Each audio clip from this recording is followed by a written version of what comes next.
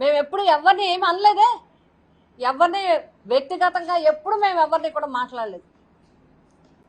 మేమెవరం కూడా వ్యక్తిగతంగా కూడా మొన్న సమావేశంలో కూడా ఎవరు కూడా ఎవరి పేరు ఎత్తలేదు. ఎందుకు మీరు ఇచ్చేస్తున్నారు? కాబట్టి మేము రెండు చెప్పదలిచాం. జగన్మోహన్ రెడ్డి గారు ఆయన ఎంత అభిమానంగా ఎంత గౌరవంగా పద్మనాభం గారిని చూస్తారో తెలుసు. దానికి సంబంధించిన అన్ని విషయాలు కూడా మా సోదరులు ప్రస్తావించింది కాబట్టి నేను మళ్ళీ ప్రస్తావించట్లేదు. గతంలో కూడా ఆయనకి ఏ సహకారం కావాలన్నా ఇప్పటికీ కూడా ప్రతిరోజు మానిటరింగ్ చేయడం, ప్రతి పూట మానిటర్ ఎలా ఉంది, ఆయన ఆరోగ్యం ఎలా ఉంది, ఆయన పరిస్థితి ఏంటి, ఇంకా మనం ఏం చేయాలని చెప్పి పరిశీలిస్తారు.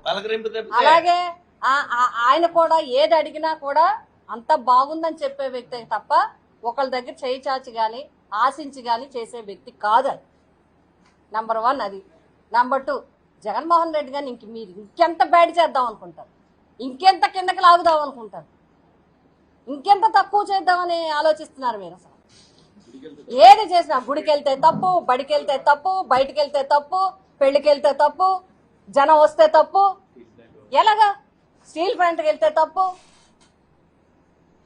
ల్యాండ్ ఆర్డర్ ప్రాబ్లం ఎక్కడున్నాయి, ఎంతమంది మా అమ్మాయిలు మిస్ అయిపోయారు, ఎంతమంది ల్యాండ్ ఆర్డర్ ప్రాబ్లం ఉంది, ఎన్ని సమస్యలు ఉన్నాయి రాష్ట్రంలో. సమస్యల గురించి మేము గతంలో వైఎస్ఆర్సీపీ 5 సంవత్సరాలు పాలించింది, ఇగో మీ ప్రభుత్వంలో ఇది చేయలేదు, మేము చేసి చూపించేమని ఒక్కళ్ళన్నా మాట్లాడుతున్నారా?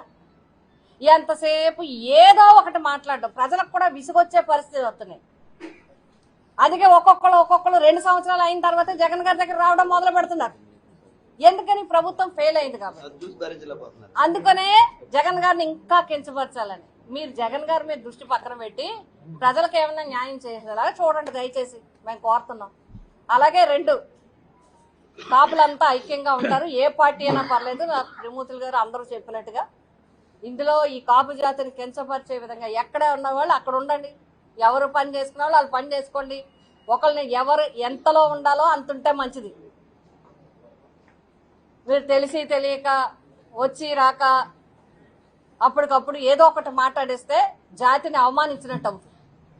కాబట్టి జాతులను అవమానించకండి, గౌరవంగా ఉంచండి. మన గౌరవాన్ని మనం కాపాడుతూ పుట్టిన జాతిని పుట్టిన కులాన్ని గౌరవించేలా చేయమని మేము కోరుతున్నాం.